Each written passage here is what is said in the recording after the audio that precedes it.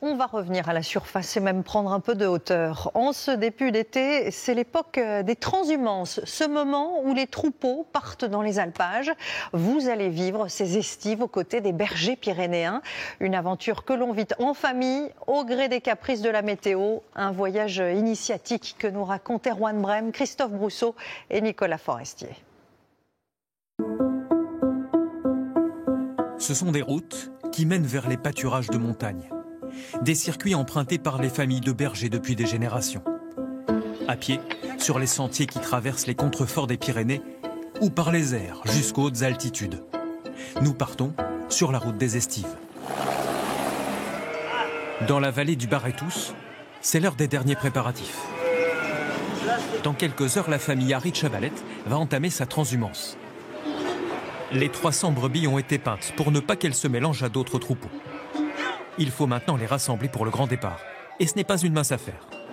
Aïe, aïe, aïe, aïe. Aïe, aïe, aïe. La barrière, la barrière. Après 8 mois passés à la ferme, certaines ont gardé les vieilles habitudes de l'étable. Vous m'avez eu, vous m'avez bien eu. Ah. Marc et Sylvie partent chaque année au mois de juin en direction des sommets vers leur cabane d'estive. Nous allons transhumer avec eux, tout comme un groupe de randonneurs. Première étape, prêter main forte pour accrocher les cloches de route. C'est le départ, donc là, c'est pour ça qu'elle commence à partir un peu dans tous les sens. Et quand on aura passé le premier kilomètre, ça ira mieux. Il est près de 22 heures et le troupeau s'élance. La journée a été trop chaude. Marc a préféré attendre la fraîcheur de la soirée pour partir. Et la nuit promet d'être longue. La montagne est la ligne d'arrivée, notre destination pour cet été. 35 km depuis chez nous. Ça prend l'envie d'aller voir les nouvelles herbes pour nos brebis. Notre chemin, c'est celui-là. Notre route va nous amener du village de Lannes-en-Barretous à la Pierre-Saint-Martin. 35 km, 10 heures de marche. Marc a son fils Louis, juché sur les épaules. C'est un moment très important. Louis fait sa première transhumance. C'est cette étape-là qui fait un peu la compréhension de notre histoire, de notre projet. Les kilomètres défilent, heure après heure. Nous suivons les brebis, ce sont elles qui donnent le rythme. Mais oui, on va au dodo maintenant. Louis va se coucher. Son grand frère Paul poursuit la route. Il est en 3e et le brevet approche. Mais il concilie sa vie de montagnard avec le collège. Là, ça fait ma 15e saison que je vais aller à la montagne. Moi, j'aime bien aller dans la montagne avec mes brebis, les garder et passer du temps avec elles. Et après, accueillir du monde pour vendre du fromage, expliquer un peu notre métier. Déjà 10 km de marche. En queue de peloton, Inès, la fille, avec un de ses amis du collège et du club de rugby. C'est comme si on allait un peu au paradis parce qu'en haut, c'est magique. On a beaucoup de moments extraordinaires. Bon, il y a des moments un peu rudes, mais ils sont souvent géniaux. Nous retrouvons le troupeau à la pointe du jour. C'est Sylvie, la femme de Marc, qui avance en tête. Ses grands-parents menaient déjà la transhumance en empruntant le même chemin. Là, ça s'est levé, là, le jour, là. C'est pas mal. Comme ça sent qu'on arrive. L'éleveuse redécouvre sa montagne. Elle a changé depuis l'été dernier. Ça évolue très vite. La limite d'arbres monte. La végétation, elle pousse plus parce qu'il fait plus chaud, même l'hiver et tout. Et donc, elle progresse plus vite, quoi. Désormais, on ne voit plus la vallée. Elle est cachée par une mer de nuages. Quelques pointes de montagne émergent comme des icebergs. Une récompense pour les yeux et pour les éleveurs. L'une des raisons pour lesquelles ils aiment monter ici chaque année. Le soleil, les nuages qui voilent toujours un petit peu. Les couleurs ressortent différemment. Donc ça, il faut savoir le savourer. C'est des moments magiques, c'est les nôtres. À 1500 mètres d'altitude, la cabane d'estive, point final de la transhumance.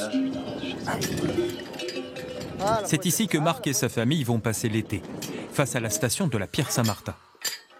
Et pendant que l'éleveur trie les brebis, Inès jette un œil au fromage, que les visiteurs de passage vont pouvoir acheter tout l'été. C'est pour le moment pour les gens et on espère qu'ils vont venir quand même. Nous abandonnons la famille Harit-Chabalet sur les hauteurs du Béarn. Notre route des Estives va nous amener vers d'autres sommets.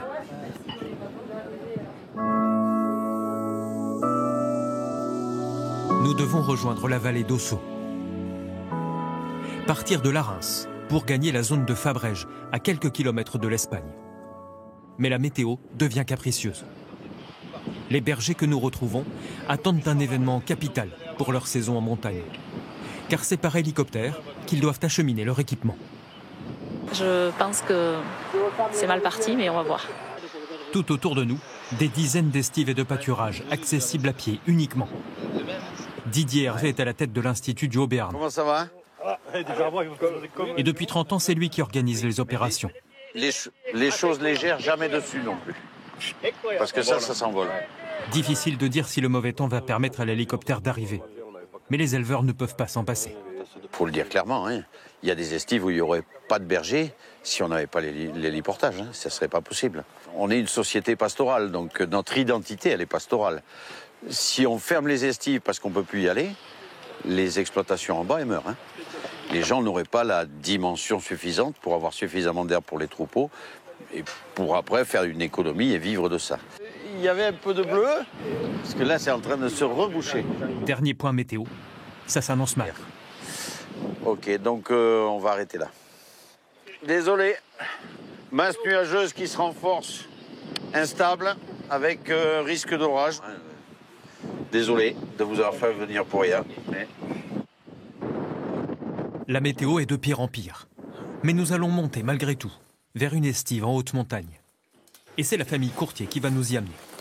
Tu prends ça, Solina? Stéphane et Séverine ont déjà transhumé. Nous les retrouvons chez eux dans la vallée, en plein ravitaillement. Des vêtements, un repas fait au four et des provisions. Tout est prêt pour partir. On descend à plein et on remonte à plein. Les sacs d'école, hein, faut pas les oublier. C'est pas les vacances. Nous allons rapidement quitter le bitume pour une piste. Voilà. Et elle est plutôt escarpée.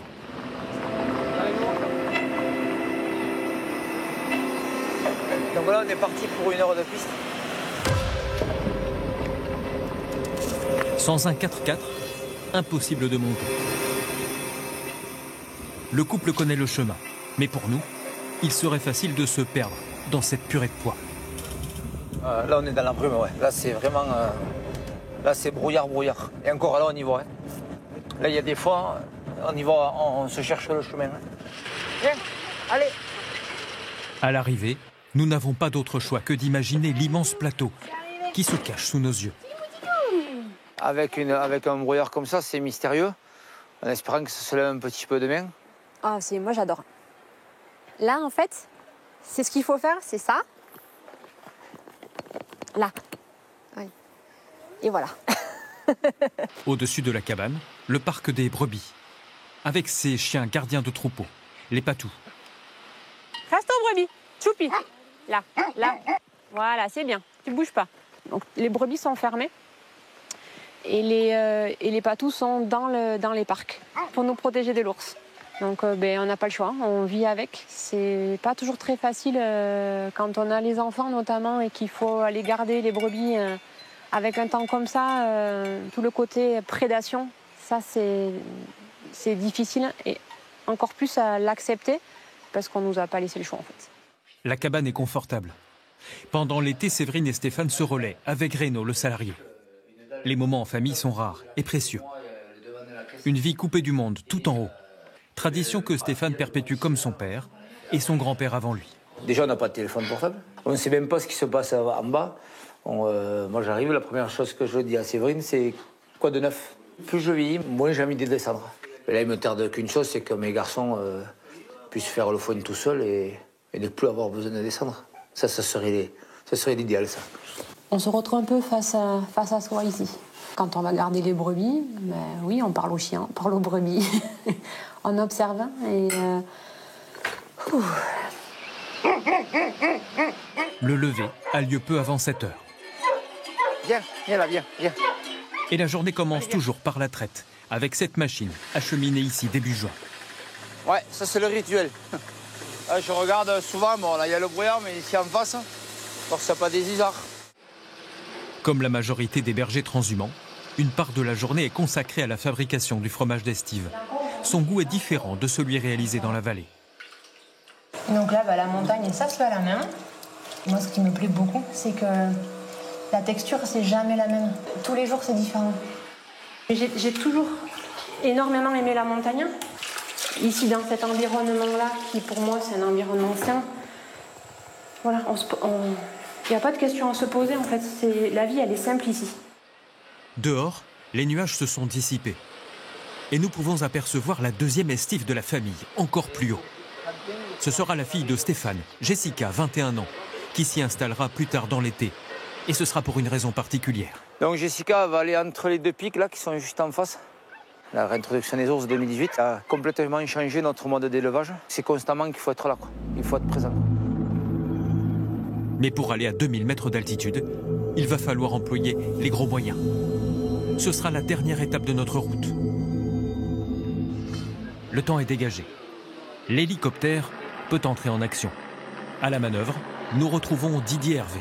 Ouais, il doit y avoir 20 tonnes de matériel à transporter quand même. Voilà. Et on en a une autre qui nous attend plus loin, c'est la même chose. Il va acheminer des machines et du matériel pour la vie quotidienne. Stéphane a déjà préparé le sien. Tout ce qui est bloc de sel pour les brebis, les croquettes pour les chiens, la pharmacie qui est dans le seau jaune. Et après, là, la cabane, et où il y a juste un lit, un réchaud et un panneau solaire. Ici, on a identifié 25 rotations à faire. Nous allons monter à bord de l'hélicoptère. Au total, en début d'été, les héliportages permettent d'acheminer 130 tonnes de matériel dans des zones inaccessibles du Béarn. Tout en haut, voici la cabane destinée à la fille de Stéphane. 750 kilos au bout du câble. Ok, on décroche tout. C'est dans ce petit logement que la bergère va passer son été, en ermite, au milieu d'un site naturel classé. Celui qui est berger ici, il est berger tout seul. Voilà. Mais pourquoi monter si haut avec des brebis? On le voit, la couleur de l'herbe, comment elle est. Et il y en a une que le bétail apprécie particulièrement. Le banèche, c'est de la réglisse. On voit qu'il a besoin quand même de pousser encore, de prendre un peu de soleil surtout. Sans brebis pour aérer ces espaces, c'est la diversité botanique qui serait touchée. Tu as les espèces invasives qui est le genevrier, le rhododendron, le myrtillier. Ça pousse à une vitesse phénoménale. Une estive comme ça, bien entretenue, vous allez avoir en botanique 250 espèces botaniques différentes. Et si tu laisses sans pâturage, ça va s'appauvrir. Des estives de haute montagne, entretenues depuis toujours, qui maintiennent une présence humaine jusqu'au sommet des Pyrénées.